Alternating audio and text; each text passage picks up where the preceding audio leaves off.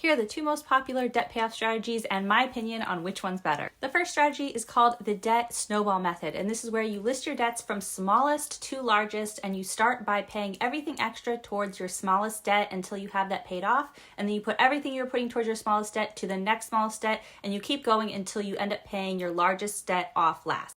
The second debt payoff strategy is called the debt avalanche, and this is where you list all your debts based on their interest rates. So you start by paying off your highest interest rate debt first, and you work your way all the way down until you pay off your lowest interest rate debt last. So which one is better? Honestly, I think they're both good strategies, and it just depends what makes most sense to you, what works for you, and the way your brain works, and the way that you're gonna stick to. So pick one, stick with it, and get that debt paid off.